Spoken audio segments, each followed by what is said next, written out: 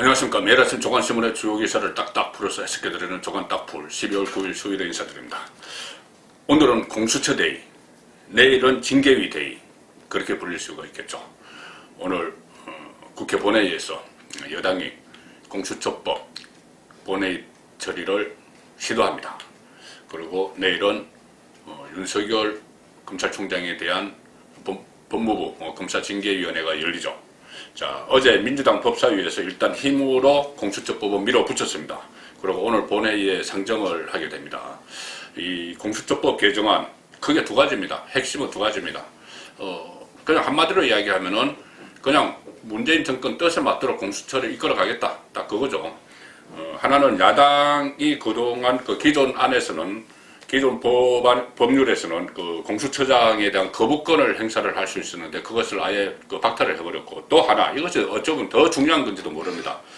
자, 그것은 뭐 공수처장 임명 문제는 절차상의 문제고, 이것은 구조적인 문제인데, 공수처에 들어가는 검사, 공수처에도 검사가 있죠. 검사의 자격 요건을 두 가지를 완화했는데, 하나는 뭐 10년 이상 변호사 자격 보유, 이것에서 7년 이상 보유, 뭐 이것은 그렇다 치더라도, 자, 이 조항이 문제입니다.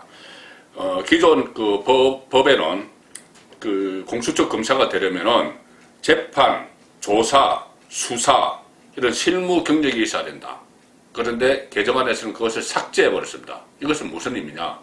자, 변호사들이 판사나 검사 출신이 아닌 변호사들도 대거 들어올 수 있다는 그 이야기입니다. 그런데 이거 민변 변호사들, 그 민주사회를 위한 변호사 모임, 그 좌파 성향의 좌파 진보 성향의 변호사들 모임이죠. 민변 변호사들이 지금 문재인 정권 쪽과 상당히 가까운데, 그 민변 변호사들 중에 강성 변호사들, 진보 좌파 성향의 변호사들 중에 상당수는 이 판사, 검사 경력이 없습니다. 그래서 지금 상태로는, 지금 법으로는 들어가기가 어렵죠.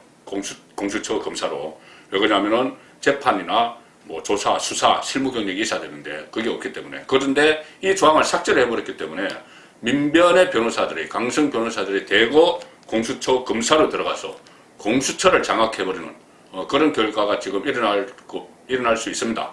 그것을 또 의도해서 이렇게 법을 만들고 막 고치고 하는 것이겠죠. 자, 그래서 일종의 민변 공수처가 되는 거 아니냐. 공수처인데 정말 민변이 장악하는 민변 공수처가 돼서 진보 좌파 정권의 호위무사 역할을 하는 것 아니냐. 왜 그렇게 가능하냐 하면은 이 고위공직자 비리에 대한 수사를 검찰이나 경찰이 인지를 했어도 이것은 다 공수처에 넘기게 되어 있습니다. 그러면 공수처에서는 취사 선택을 해버리죠. 뭐 그래서 진보 좌파 정권에 불리한 그 수사는 뭉개버리고, 예를 들어서 보수파 야당에 대한 그 야당 인사들, 뭐 고위공직자, 국회의원이든지 그런 게 있으면은 그냥 수사 강행을 하고, 또 검사도 수사를 할 수 있으니 검사 중에서 뭐 지금 뭐 소위 말하는 검찰 개혁에 반대한 그런 검사들 뭐 조금 들어오면 그냥 수사하고 이렇게 할 수가 있는 겁니다. 그래서 민변 공수처 만들기 작업이 시작됐는데, 이 법안을 어제 법사위에서 처리하는 과정에서 정말 속전속결 그냥 뭐 막무가내 이렇게 밀어붙였습니다. 동아일보일면톱 보시면은 여당이 토론도 안 했습니다. 토론할 상황 아니다 이렇게 하면서 그냥 법사위 전체에서 가결시켜 버렸습니다. 그래서 공수처법 독주, 완전히 독주를 했죠. 저도 국회 출입을 한 30년 동안 했지만 이렇게 일방적으로 토론도 안 하고 아무리 의석수가 많더라도 야당을 무시하고 강행 처리하는 것은 저도 처음 봤습니다. 자, 오른쪽 손이 윤호중 법사위원장이 오른쪽 손이 야당 의원들에게 잡히니까 왼쪽 손으로 웃으면서 딸딱 지금 방망이를 두드리고 있습니다. 자, 이런 모습. 아나무인이죠. 자, 민주당은 법사위 전체 회의를 열어서 7분 45초 만에 공수처법을 강행 처리를 했는데, 야당이 단독 처리를 막아서려고 하면서 토론을 하려고 했는데, 민주당 소속 윤호중 법사위원장은 토론을 진행할 상황이 아니다. 반대 토론을 아예 생략해버리면서 나갔습니다. 자, 이렇게 나간 게 공교롭게도 그 문재인 대통령이 그저께 개혁 법이 반드시 통과되고 공수처가 출범하게 되길 희망한다. 갑자기 이 메시지를 딱 던졌죠. 이것이 마치 지시처럼 돼가지고 청와대의 지시를 받아서 국회가 여당이 막 움직이는 그런 형태가 됐습니다. 국민일보 일면톱도 거요 공수처법 강행, 입법 독주 시작됐다. 입법 독주. 그동안도 쭉 해왔죠. 해왔는데 이 21대 국회 정기국회 첫 마지막 첫 회의, 첫 정기국회 그 마지막 일정에서 지금 이런 입법 독주를 하이라이트처럼 보이고 있는 겁니다. 어제는 뭐 이거 공수처법뿐이 아니고 경제 3법, 5.18 왜곡 처벌법, 대북전단 살포 금지법 이런 것들도 속속 상임위 법사위를 통과해서 오늘 본회의의 일괄 처리를 앞두고 있는 그런 상황입니다. 자, 뭐 물론 오늘 또 야당이 뭐 필리버스터를 한다고 그러니 필리버스터를 하더라도 이것이 시간만 조금 연장할 뿐이지 이 독주를 막을 수는 없습니다. 그래서 어제 야당이 보인 행태는 그 자체로 무력함 그거였는데 서울신문은 이것을 야당이 장식품이었다 이렇게까지 표현을 합니다. 서울신문 사면을 보시면은 작정한 거요 브레이크 없는 독주 야당은 그냥 장식품이었다. 국회에서 야당이 장식품이었다. 그냥 배지만 달고 앉아가지고 뭐 무기력하게 할 수 있는 일이 없으니까 뭐 일을 찾아야 되는데 별로 찾은 것 같지도 않고 그렇습니다. 민주당은 압도적 의석으로 법안 소위, 안건 조정이 전체 회의 모든 단계에서 야당을 무력화했다. 국민의힘이 마지막 수단으로 필리버스터를 꼽고 있지만 이마저도 민주당의 독주를 잠시 놓칠 뿐 실효성은 없다. 그런 상황이죠.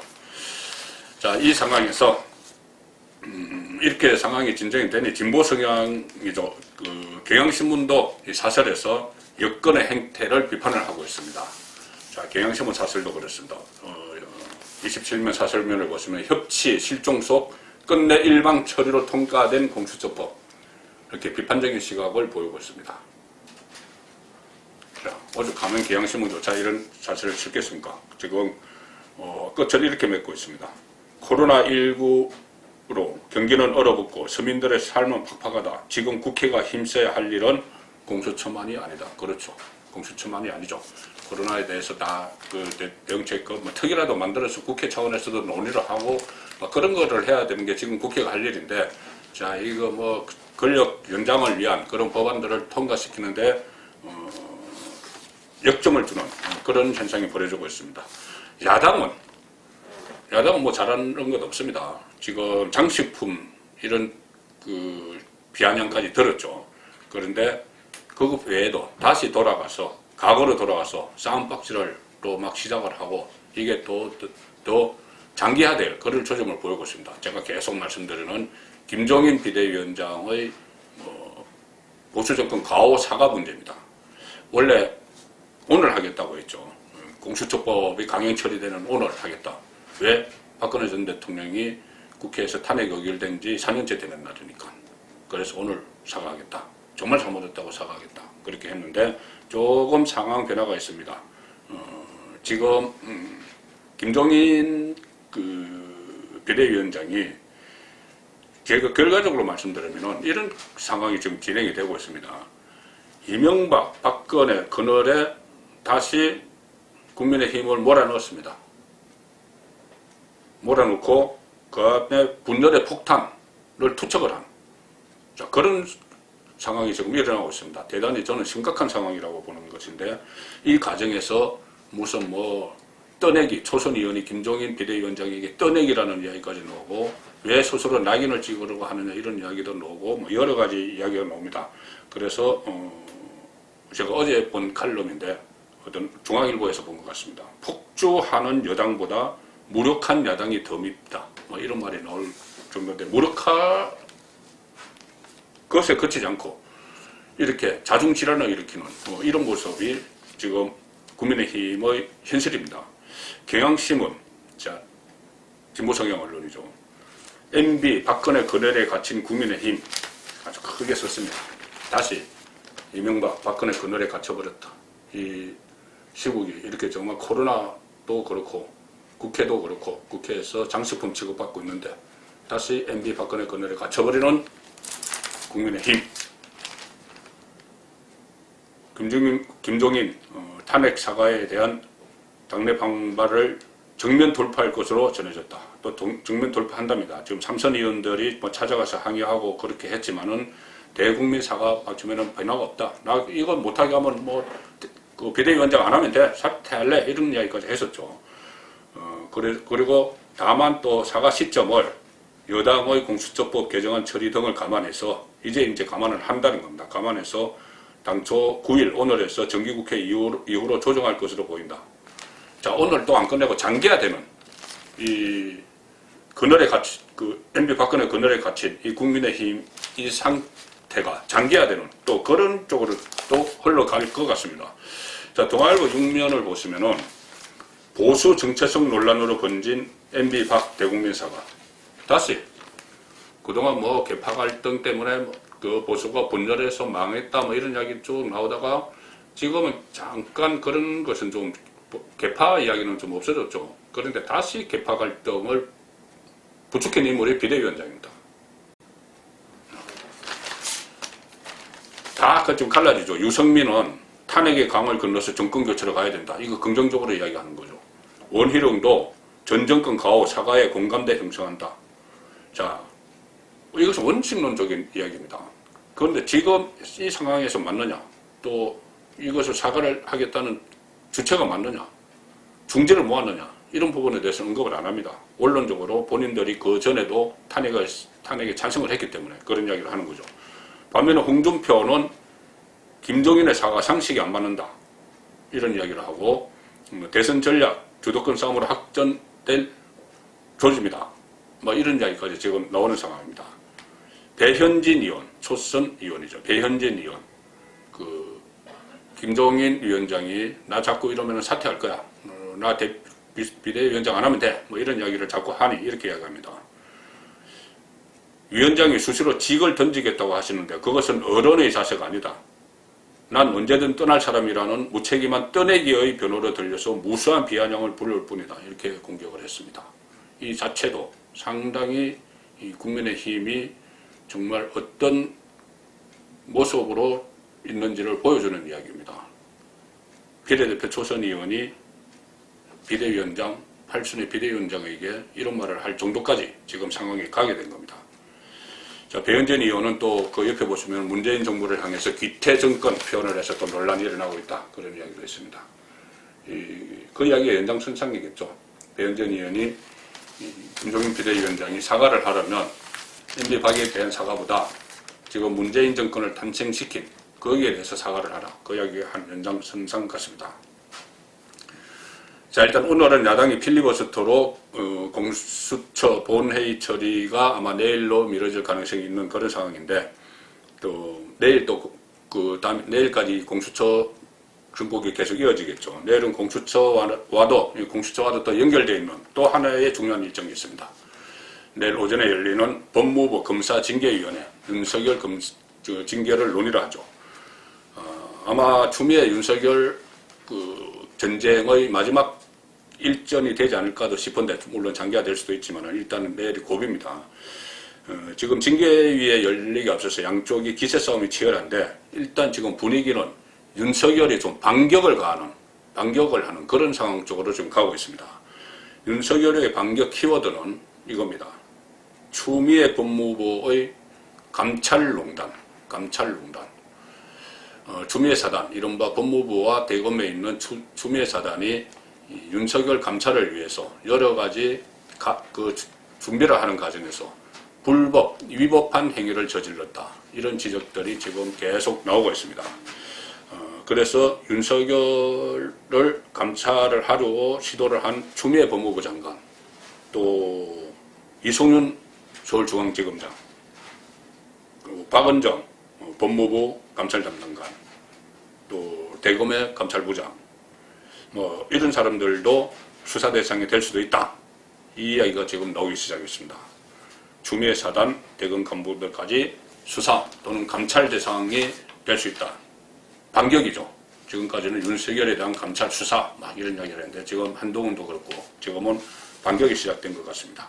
한겨레 신문 보시면은 윤석열 징계위 하루 앞에 법관 사찰 문건 수사 제동 걸었다. 대검 특임검사 카드도 꺼냈다. 자, 이 기사입니다. 이 반격을 하고 있는 것이죠. 대검이라는 것이 지금 윤석열의 대검을 이야기를 하고 있는 겁니다. 간단하게 설명드리면 내용은 이겁니다. 그 재판부 성향 분석 문건 이것을 가지고 윤석열에 대해서 직권남용, 징계위 이것을 가장 큰 고리로 재판부 성향 분석 문건을 그 추미애 장관 쪽에서 내걸었는데 이 문건에 대해서는 그 문건을 만드는 과정에서 억지로 여러 가지 불법적인 일이 막 일어났기 때문에 대검에서 윤석열 대검에서 특임감사로 임명해서 이것을 조사하자 이렇게 이야기를 하니 이 법무부에서는 반대했습니다. 반대를 하니 그러면은 윤 총장 징계 그 징계위원회 열리기 전에 애초 이것을 그 대검 감찰부에서 수사를 했는데 이것을 대검 감찰부가 아니고 차라리 이 부분을 서울 고검에 배당을 하자 이렇게 해서 서울 고검은 좀 추미애 쪽과는 좀 거리가 있는 그 지금 검찰부서로 인식이 되어 있습니다. 그 서울 고검에 배당을 하자 이러니 또 법무부가 반발을 하고 그런 상황을 지금 설명을 하고 있는 겁니다. 대검 차장이 조남관 차장 지금 윤석열 총장은 이 문제에 대해서 관여를 할 수가 없죠. 배제가 되었으니까 대검 차장이 이 판사 문건 수사 감찰부 아닌 서울 고검이 맡으라 이렇게 지시를 했다고 합니다. 경향신문입니다. 자, 감찰부 지금까지는 감찰부가였죠. 대검 감찰부인데 대검의 감찰부지만은 여기는 윤석열과는 거리가 있는 감찰부장이 있습니다. 조국이 임명을 했었고 진보 좌파 성향 판사 모임 출신이죠. 자, 그래서 대검 인권정책관이 조사했던 대검 감찰부의 수사 절차 관련 진정 사건 이것도 서울고검에 다 맡겼다. 자, 이런 상황에서 지금 수사가 추미애 사단에 대한 수사가 진행이 되고 있는데 추미애 사단의 구체적인 위법 혐의도 하나 둘씩 드러나고 있습니다. 자, 대표적 인물은 박은정 법무부 감찰 담당관이죠. 조선일보 8면을 보시면 박은정 윤 감찰 숨기고 한동훈 자료 내놔라 했다. 자, 윤석열을 감찰한다는 그런 걸 속이고 한동훈의 그전에 그 감찰 수사를 받았던 한동훈의 자료를 확보를 했다는 겁니다. 이 통화 기록 같은 거, 윤석열과 또 윤석열 총장 부인과의 이 여러 가지 메신저 내용, 통화 기록 이런 것을 윤석열 감찰용이다 이것을 이야기하지 않고 넘겨받았다는 겁니다. 이것은 위법이죠. 통화 자료 받아서 윤석열 뒷조사에 활용했는데 법조계에서는 심각한 불법이다 이렇게 보고 있고 한동훈 감찰용이라고 하면서 채널에 수사기록 통째 복사해달라 요구를 했다. 그리고 이성윤 서울중앙지검장은 서울중앙지검 쪽에 법무부에 협조하라. 추미애 법무부에 협조하라 이렇게 지시를 했다는 겁니다. 그래서 윤석열 부부 통화 내역도 다 넘어갔다. 자, 그리고 또 그 아래 기사 보시면 감찰 끝나기도 전에 윤석열 징계 발표 추선안에 있었다. 이런 이야기도 있고 감찰 끝나기 전에 이미 추미애 장관의 책상에 윤석열 징계하는 그 발표자료, 보도자료 이런 것이 다 있었다. 이것을 유혁 법무부 감찰관이 감찰위원회에서 정언을 했다. 그 뒤늦게 나오는 이야기죠. 자, 박은정 또 한동훈 감찰용 통화기록 복사 윤석열 감찰에 썼다. 중앙일보에 그렇게 나옵니다. 중앙일보에 또 그 기사가 나오는데 지금 수사 대상에 오를 수 있는 인물들이 지금 윤석열 총장 쪽이 법무부가 추가로 넘겨준 기록이 부실해서 방어 준비에 어려움이 있다면서 4명을 정인으로 징계위에 4명을 정인으로 신청을 했는데 누구냐? 이성윤, 한동수 대검 감찰부장, 정진웅 강주지검 차장을 비롯해서 4명을 정인으로 신청할 계획이다. 자, 이렇게 했고 그 아래 기사 보시면은 대검 감찰부 판사문건 수사 적법 절차 안 지켜 서울 고검의 진상조사 지시 자 이렇게 됐습니다. 그러니까 서울 고검이 지금부터 이 윤석열 감찰을 위해서 여러 가지 불법을 저질렀던 추미애 사단에 대한 수사를 시작한다는 그 이야기입니다. 국민일보가 그것을 압축적으로 설명을 하고 있습니다. 부메랑처럼 되돌아온 총장 찍어내기 법무부도 수사선상이다. 반격이 되고 있죠. 추미애 장관도 수사선상에 올랐다. 이 이야기입니다. 윤석열 수사를 이 감찰본부에 자작극으로 판단을 했다. 자작극으로 판단을 하고 있습니다. 어디서 그러냐면 대검 인권정책관실이 있죠. 그때 그 조남관 대검 차장이 감찰부를 감찰하라 그 이야기를 했죠. 한동수 그 감찰부, 한동수 대검 감찰부를 대검 인권정책관실이 감찰하라 이렇게 했는데 감찰한 결과 이 진상조사를 그 배경을 밝혔는데 진상조사를 그 한 과정을 밝혔는데 부메랑처럼 되돌아왔다. 그래서 윤석열 그 수사를 감찰본부의 자작극으로 그 대검 인권정책관실은 판단을 하고 있다. 그래서 대검이 감찰본부에 대한 수사 필요성을 시사를 했다. 그래서 법무부 인사들로 범위가 확대될 가능성이 있다. 자, 그래서 추미애도 점점 수사 대상으로 가는 윤추 갈등이 지금 클라이막스를 막 접어들어서 윤석열의 반격이 시작된 그 상황이 오늘까지의 상황입니다. 자, 그런데 윤석열의 반격 말씀드렸는데 반격이란 이 단어가 적절한 것이 또 하나 있습니다. 어떻게 보면 좀 모처럼 좀 희망적인 소식이죠. 조선일보 일면 톱의 제목입니다. 영국 첫 백신 접종 인류 반격이 시작됐다. 영국에서 90세 할머니가 백신을 처음으로 접종을 받았습니다. 그래서 코로나 바이러스에 대한 인류의 반격이 시작됐다. 뭐 윤석열의 반격 이것과는 뭐 비교가 되지 않는 이야기죠.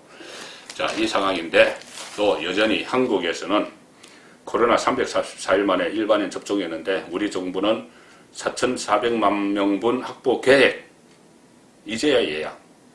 영국에서는 접종을 시작했는데 지금이야 예약이고 백신 언제 맞을지 한국에서는 아직 모른다. 이런 기사까지 나오고 있습니다. 이 부분으로 돌아가면 다시 또 답답한 심정을 느끼게 됩니다. 조간 딱 풀렸습니다.